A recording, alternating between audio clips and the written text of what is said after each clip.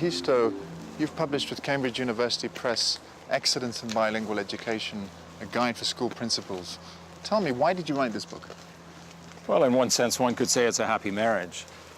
Cambridge International Examinations, it's my understanding when they've been working with their partners in the field, they've heard that a guide of this type would be appreciated by schools.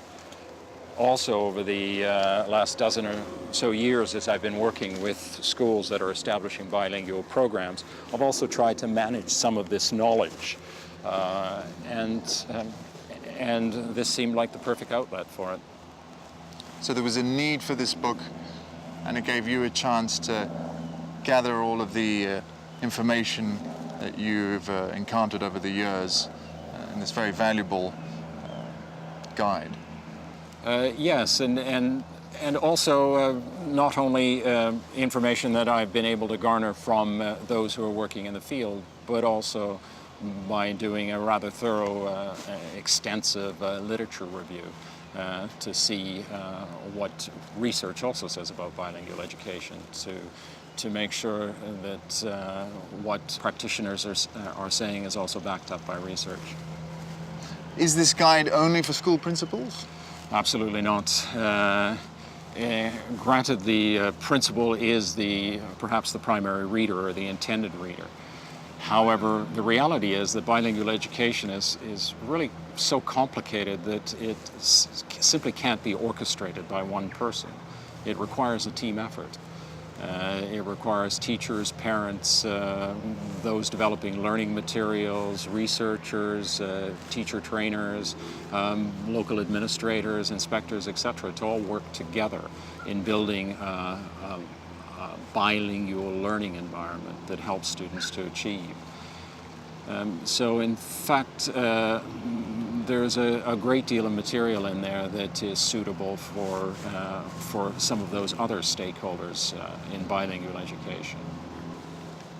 Now, in chapter 1 of your book, you define key terms. This is very important. What do we mean, first of all, by bilingual? Well, I think there are probably as many definitions as there are people in some ways. Everybody has their own perception of what that term means. So perhaps the most important thing to do in bilingual education is for people to agree on what that term means for them in their context. Because I've certainly met lots of people in life who've spoken to me through the medium of their second or third language and tell me that they're not bilingual, yet from my perspective they're absolutely bilingual. So generally speaking, a bilingual is a person that is able to use 2 or more languages for communication on a regular basis and for engaging in intercultural communication. Well, this leads us on to bilingual education. What do you mean by that? Well, once again, I think it's very important to agree on that term with the various stakeholders, because once one has agreed on the term, one has a sense of what it is that one can achieve. So from my perspective, bilingual education, in bilingual education, 2 or more languages are used for the teaching of various content subjects, such as mathematics, history, geography. And ideally, this throughout the last years, at least throughout the last years of a student's education. But that's not sufficient as a definition, because I think it's important to have some really strong objectives that are tied to it. I think it's also important to state that bilingual education seeks to have students develop their first language, their mother tongue, and to ensure that that continues to develop. It's important in bilingual education that the L2, or the second language, is also developed at an age-appropriate level. Furthermore, in bilingual education, one would not want to put a student in a situation where they're learning less content. So one of the goals is to ensure that that is a rich learning environment where the students are learning just as much content in maths classes or science classes as students would in a monolingual program. Then it's also important that students develop an understanding of the cultures that are involved not only an understanding but an appreciation for those cultures. I think it's also important for students to have developed the habits, the interest in and the habits of intercultural communication. Because ultimately we're learning to speak a second language so that we can communicate, so that we have that resource, and if we have that resource, we should be using it. And finally, I would say it's important that students develop the basic thinking skills, the habits of mind, the learning skills that they need for lifelong learning. Because if one hasn't thought through all of those things, then it's difficult to actually plan one's program. Now, you talk about mother tongue in your first chapter. What do we mean by mother tongue? Well, I wish there was an easy answer to that question, because a child can have one mother tongue. They can also have, the child could also have a father tongue which is different from the mother tongue. It's also possible that the grandparents may speak yet a third language, and that the children may spend a lot of time with the grandparents. So in fact, it's quite difficult to define what is a mother tongue.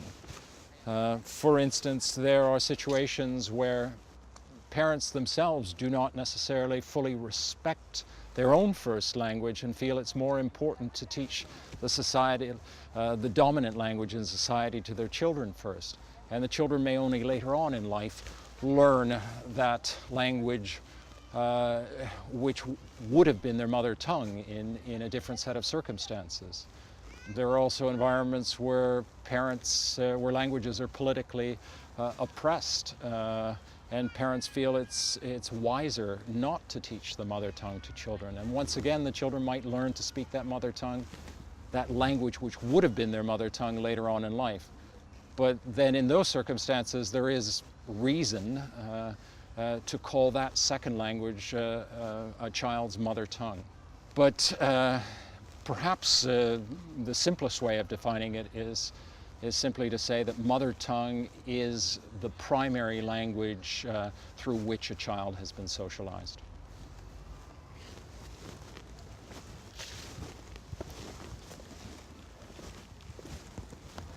Peter, another term that you define in chapter 1 is, of course, CLIL. Now tell us what CLIL means. Content and language integrated learning. It was a term that was coined in the early 90s, and it's caught on. And I think one of the reasons that it's caught on is because it describes very well what it is that goes on in bilingual education. Whereas other terms such as language immersion tend to focus more on language, whereas in fact in a bilingual education context, one is learning both content and language. But yet again, same case as it is with many terms, people have various interpretations of it. So one could say CLIL has many faces. What are some of the faces of CLIL? What are the different types of CLIL? Well, there are some people that believe that CLIL is for teaching a third language or a second language, but only teaching a few subjects through the medium of that language. There are other people, again, that see immersion programs, whether those are total immersion, two-way immersion, or double immersion programs, as also being CLIL programs. So the term actually unites a diverse community working on very different types of bilingual education. So you've talked about different types of CLIL. Which face of CLIL do you think principals should consider for their schools, and why? Well, I think that's always context dependent. It depends on so many things, whether one has the staff, whether one has the interest, whether the parents want this, whether the students want it, whether the learning materials exist, etc. So I would always say it's context dependent. Now, bilingual education, CLIL, these different types of CLIL you've been discussing bring benefits, substantial benefits with them. Could you talk about some of the benefits that the student can receive from this education? First of all, if we simply take the concept of bilingualism, if a child exits from a bilingual education program being bilingual, they get a host of benefits that are associated with bilingualism. For instance, Bialystok at York University in Canada has looked at dementia in bilinguals. And one of the things that she and her colleagues have found is that bilinguals are able to stave off the negative effects of dementia for an extra 4 years. The pathology is still present, but it seems that bilinguals may very well have more robust neural networks and therefore can bypass the pathology. So that is a tremendous benefit, not just to the individuals that are concerned and their families, but also to society, for dementia costs society a great deal. There are a host of studies that have looked at the benefits of bilingualism. For example, we know from other studies that bilingual students are better able to concentrate on their goal when they're presented with distracting information. If we take into account the fact that we're living in this information-rich society nowadays, we're constantly being bombarded by information. So the ability to remain concentrated on your task is particularly important. For a society, there are potential trade benefits. There is research showing that having a common language with another nation, for instance, fosters trade.